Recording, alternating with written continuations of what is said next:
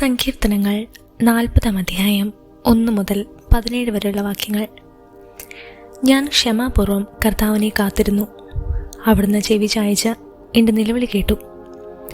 ഭീകരമായ ഗർത്തത്തിൽ നിന്നും കുഴഞ്ഞ ചേറ്റിൽ നിന്നും അവിടുന്ന് എന്നെ കരകയറ്റി. എൻ്റെ പാദങ്ങൾ പാറയിൽ ഉറപ്പിച്ചു, കാൽവയ്പ്പുകൾ സുരക്ഷിതമാക്കി. അവിടുന്ന് ഒരു പുതിയ ഗാനം എൻ്റെ അധരങ്ങൾ നിക്ഷേപിച്ചു, നമ്മുടെ ദൈവത്തിന് ഒരു സ്തോത്രഗീതം. പലരും കണ്ടു, ഭയപ്പെടുകയും കർത്താവിൽ ശരണം വയ്ക്കുകയും ചെയ്തു. കർത്താവിനെ ആശ്രയിക്കുന്നവൻ ഭാഗ്യവാൻ. വഴിതെറ്റി വ്യാജദേവന്മാരെ അനുഗമിക്കുന്ന അഹങ്കാരികളിലേക്ക് അവൻ തിരിയുന്നില്ല. ദൈവമായ അങ്ങ് എത്ര അത്ഭുതങ്ങൾ ഞങ്ങൾക്ക് വേണ്ടി പ്രവർത്തിച്ചു. ഞങ്ങളുടെ കാര്യത്തിൽ അങ്ങ് എത്ര ശ്രദ്ധാലുവായിരുന്നു. അങ്ങേക്ക് തുല്യനായി ആരുമില്ല. ഞാൻ അവയെ വിവരിക്കാനും പ്രഘോഷിക്കാനും തുനിഞ്ഞാൽ അവ അസംഖ്യമാണല്ലോ. ബലികളും കാഴ്ചകളും അവിടുന്ന് ആഗ്രഹിക്കുന്നില്ല, എന്നാൽ അവിടുന്ന് എൻ്റെ കാതുകൾ തുറന്നു തന്നു. ദഹനബലിയും പാപപരിഹാര ബലിയും അവിടുന്ന് ആവശ്യപ്പെട്ടില്ല. അപ്പോൾ ഞാൻ പറഞ്ഞു, ഇതാ ഞാൻ വരുന്നു. പുസ്തക ചുരുളിൽ എന്നെപ്പറ്റി എഴുതിയിട്ടുണ്ട്. എൻ്റെ ദൈവമേ, അങ്ങയുടെ ഹിതം നിറവേറ്റുകയാണ് എൻ്റെ സന്തോഷം. അങ്ങയുടെ നിയമം എൻ്റെ ഹൃദയത്തിലുണ്ട്. ഞാൻ മഹാസഭയിൽ വിമോചനത്തിൻ്റെ സന്തോഷവാർത്ത അറിയിച്ചു. കർത്താവെ, അങ്ങേക്കറിയാവുന്ന പോലെ ഞാൻ എൻ്റെ അധരങ്ങളെ അടക്കി നിർത്തിയില്ല. അവിടുത്തെ രക്ഷാകരമായ സഹായത്തെ ഞാൻ ഹൃദയത്തിൽ ഒളിച്ചു വച്ചിട്ടില്ല. അങ്ങയുടെ വിശ്വസ്തയും രക്ഷയെയും പറ്റി ഞാൻ സംസാരിച്ചു. അവിടുത്തെ കാരുണ്യവും വിശ്വസ്തയും മഹാസഭയിൽ ഞാൻ മറച്ചു വച്ചില്ല.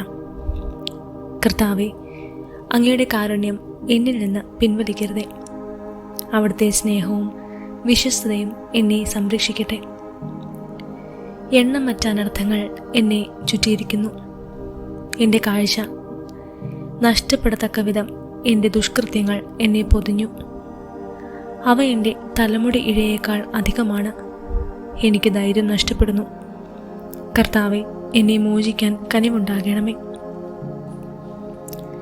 കർത്താവെ, എന്നെ സഹായിക്കാൻ വേഗം വരണമേ. എൻ്റെ ജീവൻ അപഹരിക്കാൻ ശ്രമിക്കുന്നവർ ലജ്ജിച്ച് പരിഭ്രാന്തരാകട്ടെ. എനിക്ക് ദ്രോഹം ആഗ്രഹിക്കുന്നവർ അപമാനിതരായി പിന്തിരിയട്ടെ. ഹാ ഹാ എന്ന് എന്നെ പരിഹസിച്ചു പറയുന്നവർ ലജ്ജ കൊണ്ട് സ്തംഭരാകട്ടെ. അങ്ങയെ അന്വേഷിക്കുന്നവർ അങ്ങയിൽ സന്തോഷിച്ചുല്ലസിക്കട്ടെ. അങ്ങയുടെ രക്ഷയെ സ്നേഹിക്കുന്നവർ കർത്താവ് വലിയവനാണെന്ന് നിരന്തരം ഉദ്ഘോഷിക്കട്ടെ. ഞാൻ ദരിദ്രനും പാവപ്പെട്ടവനുമാണ്, എങ്കിലും കർത്താവിന് എന്നെപ്പറ്റി കരുതലുണ്ട്. അങ്ങെൻ്റെ സഹായകനും വിമോചകനുമാണ്. എൻ്റെ ദൈവമേ, വൈകരുതേ. സങ്കീർത്തനങ്ങൾ 41 അധ്യായം 1 മുതൽ 13 വരെയുള്ള വാക്യങ്ങൾ. ദരിദ്രരോട് ദയ കാണിക്കുന്നവൻ ഭാഗ്യവാൻ. കഷ്ടതയുടെ നാളുകളിൽ അവനെ കർത്താവ് രക്ഷിക്കും. കർത്താവ് അവനെ പരിപാലിക്കുകയും അവൻ്റെ ജീവൻ സംരക്ഷിക്കുകയും ചെയ്യും. അവൻ ഭൂമിയിൽ അനുഗ്രഹീതനായിരിക്കും. അവിടുന്ന് അവനെ ശത്രുക്കൾക്ക് വിട്ടുകൊടുക്കുകയില്ല. കർത്താവ് അവന് രോഗശൈലിയിൽ ആശ്വാസം പകരും. അവിടുന്ന് അവന് രോഗശാന്തി നൽകും.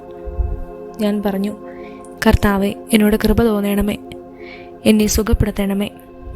ഞാൻ അങ്ങേക്കെതിരായി പാപം ചെയ്തു പോയി. എൻ്റെ ശത്രുക്കൾ എന്നെക്കുറിച്ച് ദുഷ്ടതയോടെ പറയുന്നു.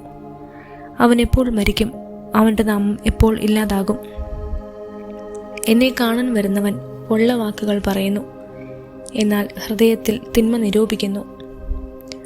അവൻ പുറത്തിറങ്ങി അത് പറഞ്ഞു വരുത്തുന്നു. എന്നെ വെറുക്കുന്നവർ ഒന്നു ചേർന്ന് എന്നെക്കുറിച്ച് പിറുപിറുക്കുന്നു. അവർ എന്നെ അങ്ങേയറ്റം ദ്രോഹിക്കാൻ വട്ടം കൂടുന്നു. മാരകമായ വ്യാധി അവനെ പിടികൂടിയിരിക്കുന്നു. അവനിനി എഴുന്നേൽക്കയില്ല എന്ന് അവർ പറയുന്നു. ഞാൻ വിശ്വസിച്ചവനും എൻ്റെ ഭക്ഷണത്തിൽ പങ്കുചേർന്നവനുമായ എൻ്റെ പ്രാണസ്നേഹിതൻ പോലും എനിക്കെതിരെ കുതികാലുയർത്തിയിരിക്കുന്നു. കർത്താവെ, എന്നോട് കൃപ തോന്നണമേ, എന്നെ എഴുന്നേൽപ്പിക്കണമേ. ഞാൻ അവരോട് പകരം ചോദിക്കട്ടെ. എൻ്റെ ശത്രു എൻ്റെ മേൽ വിജയം നേടിയില്ല. അതിനാൽ അവിടുന്ന് എന്നിൽ പ്രസാദിച്ചിരിക്കുന്നു എന്ന് ഞാൻ അറിയുന്നു. എന്നാൽ എൻ്റെ നിഷ്കളങ്കത നിമിത്തം അവിടുന്ന് എന്നെ താങ്ങുകയും എന്നേക്കുമായി അങ്ങയുടെ സന്നിധിയിൽ ഉറപ്പിച്ചു നിർത്തുകയും ചെയ്തു. ഇസ്രായേലിൻ്റെ ദൈവമായ കർത്താവേ എന്നേക്കും വാഴ്ത്തപ്പെടട്ടെ. ആമേൻ. ആമേൻ.